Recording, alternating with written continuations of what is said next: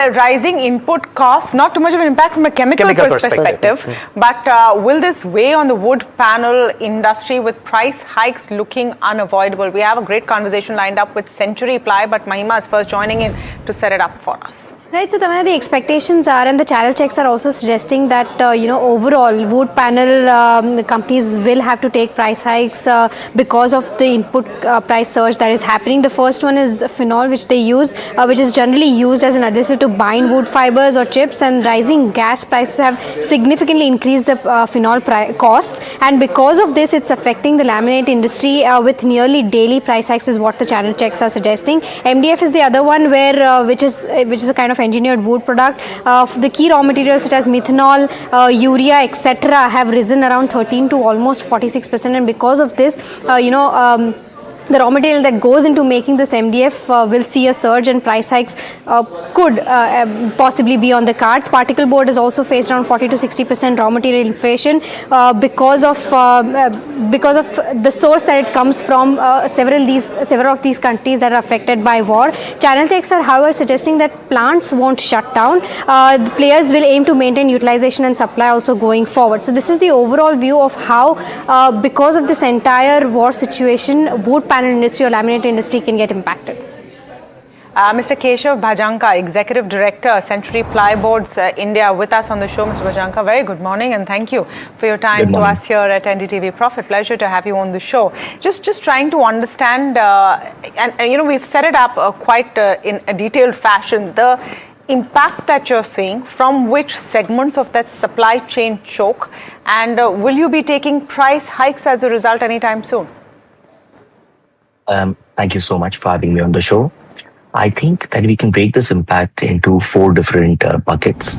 The first being the obvious one, which is the increase in raw material prices.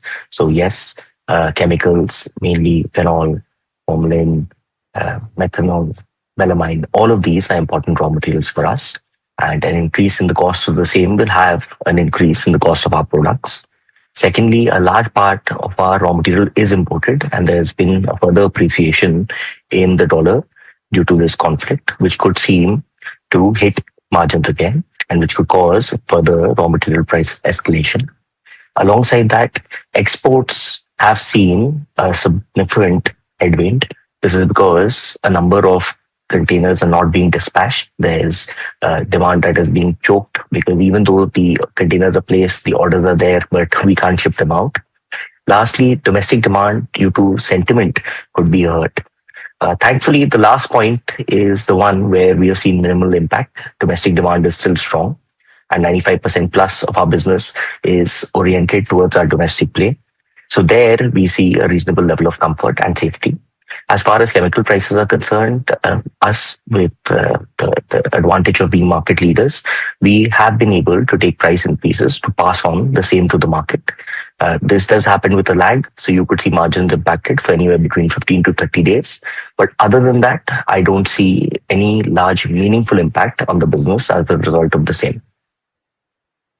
Keshav, good morning. Heera here. So, you're talking about rising input cost and exports, which come in as a problem. Let me talk to you about the first bit. Now, if you're talking about the sourcing disruptions that are coming in right now, what percentage of your raw materials is coming in via imports, and how much of that could be disrupted? A substantial part of our imports of phenol and melamine, which are 2 of our key raw materials, do come in the form of imports. However, I think we are quite well stocked up. When the situation was unfolding, we were quite vigilant, and we have ensured that we have ample supplies. So I don't see raw material availability as being a problem for us. Yes, raw material pricing is something that all of us are dealing with. And what percentage could the increase look like? The increase could look as high as 40%. Okay, and would you be passing that on to consumers? Definitely. We have already worked out the price increases that will be required across various segments, whether it is MDF, particle board, whether it is laminates, and we will be executing the same over the course of the next few days. Okay, moving from there on, the second part of your point was in terms of export disruption. Which are the markets that are seeing a disruption right now where you did use the Strait of Hormuz in terms of your exports, and are there any alternatives that you're looking at? I don't think it is just the Strait of Hormuz. I think that, in general, anything that is traveling westward is facing headwinds. I mean, our dispatches to the east, whether it is to Southeast Asia, whether it is to Australia, all of those aren't impacted as badly.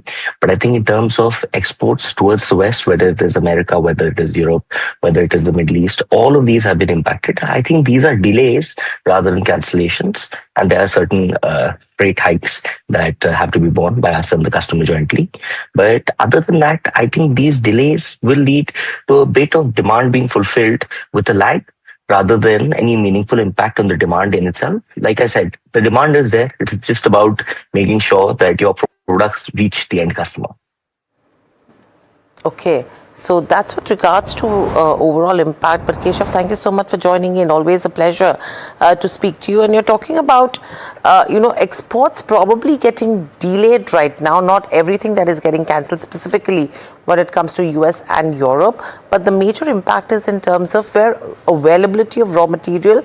And on that front, the 40% increase that they are seeing in terms of pricing, and that will be passed on to consumers. So you know where the inflation is overall going to go as well. But let's quickly slip into your shot.